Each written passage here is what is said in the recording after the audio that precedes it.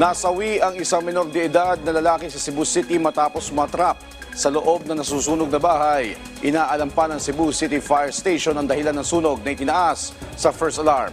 Nagbabalik si Jessie Atienza ng PTV Cebu sa detalye.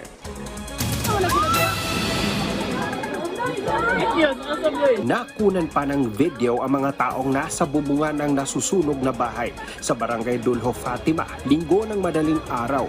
Inabangan ng mga nakasaksi ang pagresponde ng mga bumbero sa mga natrap na mga residente. Matapos ang halos isang oras na pakikipagbuno ng mga bumbero sa sunog, saka lang nadiskubre ng isang pamilya na hindi na nila mahagilap ang kanilang 13 taong gulang na anak. Ang nawawalang anak, natagpo ang patay na matapos na iwan sa loob ng nasunog na bahay. Akala ng pamilya na he jumped to the ground floor. Unfortunately, bumalik siya sa kwarto. So, yun,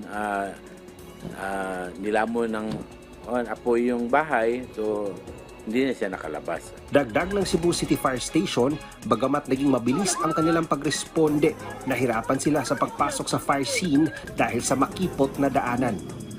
Hindi makadaan yung mga malalaking fire trucks natin, and kailangan pa natin mag-connect ng hose so that we can penetrate to the to the inner or to the interior portion. Sinagot na ng LGU ng Cebu City ang pagpapalibing sa nasawing minor de edad.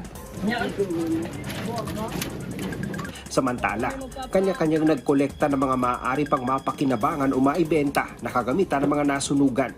Nanawagan naman sila na sana'y payagang makapagpatayo ulit ng kanilang kabahayan. Ang tatabangan mi diri tanan makabarog mi sa among kaugaling bisag makabarog mi na atop na ligi nga makatarong nami tarong katulgan ba. Pangsugod lang bal. Makasugod mi sa among kinabuhi. Patuloy pa ang investigasyon ng BFP sa dahilan ng sunog habang pumalo na sa 9,000 piso ang danyos ng sunog na nakaapekto sa 30 pamilya.